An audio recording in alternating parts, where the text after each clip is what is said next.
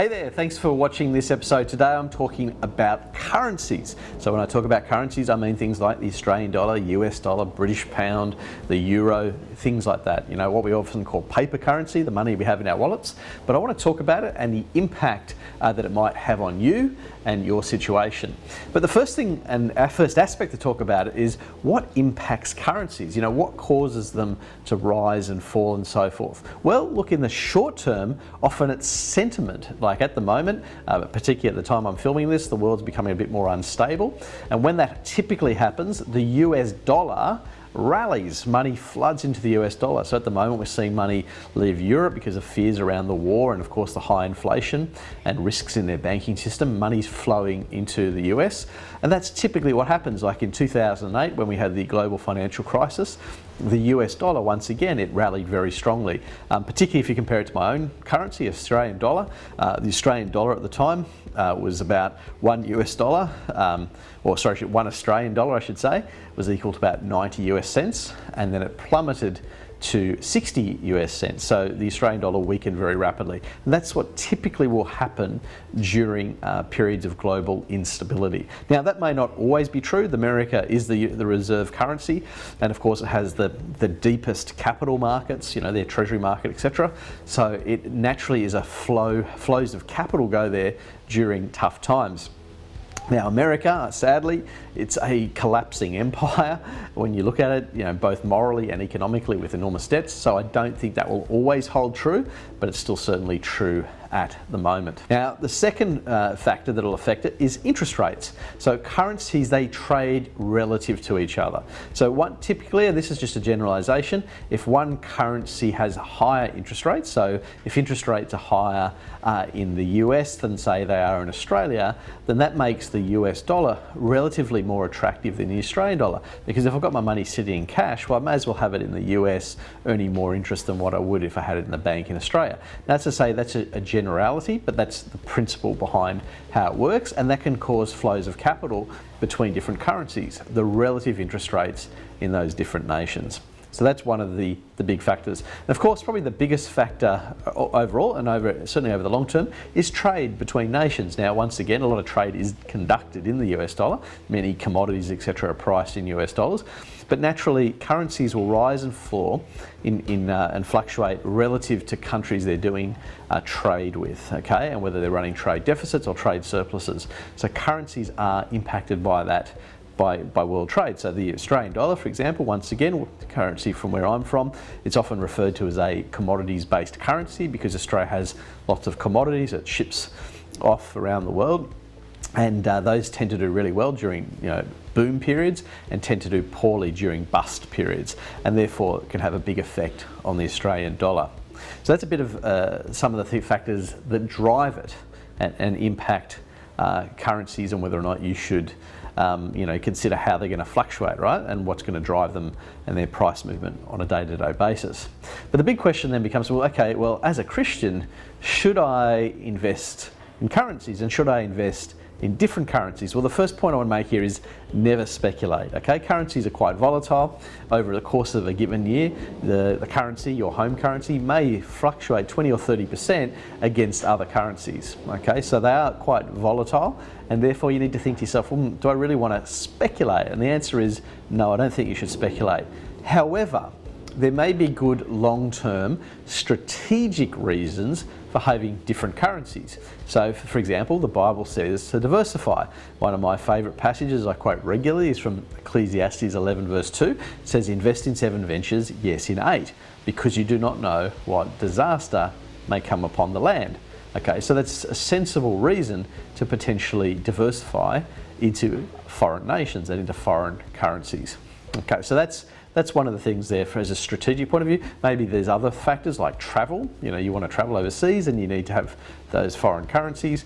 There may be business reasons for doing so, okay, because you're investing, you know, you want to grow your business offshore and therefore you're going to have foreign currencies. There are also investment reasons. So often when you're investing in overseas shares, etc., then by default you end up with currency risk. So these are all the sort of things that are going to come into play when you're thinking about currencies and the impact that they might have on you. Now, at the moment around the world, we're witnessing the enormous rally in the US dollar. And I just want to talk briefly about the impact that might have. Now, the US dollar is the reserve currency, and what typically happens when there's global instability is money floods into the US dollar, and we're seeing that at the moment. Unfortunately, it does have potentially a very negative impact on certain things. So, for example, developing countries often borrow their money. So when they're trying to borrow money, government bonds, and they're borrowing money from foreign investors, they borrow it in US dollars. Now, if the US dollar's rallying against their own currency, it then becomes harder to pay back that debt. So I think there's a very real risk of a crisis in coming months, and certainly the next 6 to 12, 18 months, you're going to see the risk that some developing countries get into real trouble as the US dollar rallies, and it makes it difficult for those countries to repay back their debt. So that's a real issue. But in your own home environment, your country, issues around import and export, that affects obviously the price of those goods based on currency movements. You know, if your currency is falling in value, it's losing value against the currency that it's purchasing goods in, then those goods are getting more and more expensive. If your currency is rising and getting stronger, it makes overseas goods cheaper, for example. Hey there, just a quick intermission during this episode. Just want to say, hey, please subscribe to this channel. We're trying to reach as many people across the globe with the biblical financial wisdom. There's so much the Bible has to offer. So you help us by subscribing to this channel, and we can help reach as many people with biblical wisdom. So thanks for watching. God bless. So those kinds of things can affect you more in a directly sense in your hip pocket when you're buying and selling goods as a general rule. But obviously they have a big impact on those global businesses that are importing and exporting. But the next thing I want to chat about is what is the impact that currency will have on your investments and your investment portfolio. Now, the vast majority of people, when they're investing, typically invest locally. They invest in their own home market. So they may invest in their own property market or their own share market, etc., of their nation. And that makes sense. Most of us are what I call home biased. We know our own markets. We know the companies in them. We understand our local markets better than we do foreign markets where we don't live. It makes perfect sense. However, often overseas markets are where there is a lot more opportunity. So for example, I live in Australia, but the Australian stock markets only represent about 1% of the world's total stock markets. So therefore, by default, 99% of the investment opportunities, particularly in the share market, are offshore. Now, there's fabulous companies in Japan and Taiwan and in Europe and America. All those companies I can't get on my home exchange, so I need to go and invest in foreign markets. Now, when I do that though, I'm taking foreign currency risk. And that means my portfolio may be negatively affected, or it may be positively affected. So for example, let's say I own, as an Australian, I own US companies in my portfolio. If the Australian dollar starts to fall, the price of my portfolio is actually going up, because those companies in the US are obviously priced in US dollars, and it's getting stronger relative to the Australian dollar, and therefore I'm actually making money. Now, the reverse can be also true. The Australian dollar might be rallying, and even though my US stocks might not be moving, my portfolio is decreasing in value as the Australian dollar strengthens against the US. So you can see here that currencies can have a big impact on your portfolio, and they can certainly have a big impact in the short term, like over a 12-month period. Over the long term, tends to make not much difference. And when I say long term, I mean over a 10-year basis, it's not going to make much of a difference, but in the short term, it can make a huge difference in your portfolio value. And the last thing I wanted to talk about is what is the future of currencies? So over the last 10, 15 years, we've had the rise of cryptocurrencies, a whole new innovative area based on the blockchain technology. So you've seen things like Bitcoin and Tether and a whole range of other ones. In fact, there is, I think, close to 20,000 cryptocurrencies. Sadly, most of them really are Ponzi schemes. They're fraudulent and will disappear in the next 5 to 10 years as well. I suspect, though, the big ones will most likely survive, even though they're extraordinarily volatile. But that's not really the area of interest that I have, because crypto, as I say, it's quite innovative, it's interesting, highly volatile, very speculative, so be very, very careful with it. But the one that I really want to talk about, though, is central bank digital currencies.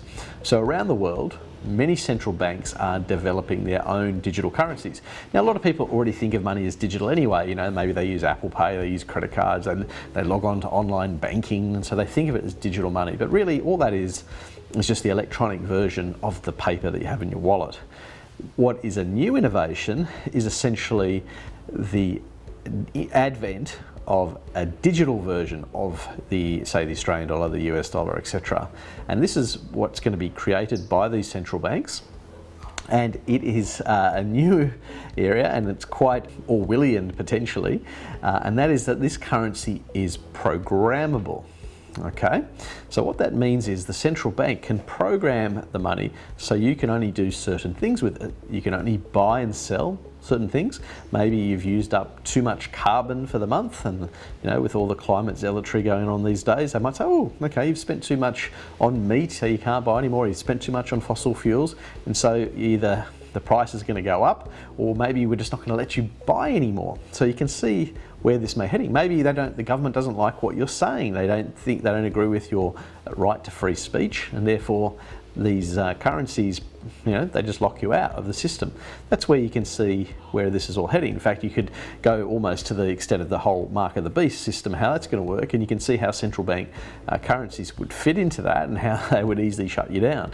So very, very fascinating where this is all heading. Now, I don't want to be too predictive because, once again, this is innovations that are happening. I mean, these already exist, by the way. These aren't, it's not that this doesn't exist, it already exists already. It's just a question of how is it going to be rolled out, when's it going to be rolled out, what pushback there'll be, how they'll do it, and how they'll drip it in over time. But you can certainly see these things are coming. So it's a fascinating area to watch very, very closely. Thanks for watching. God bless.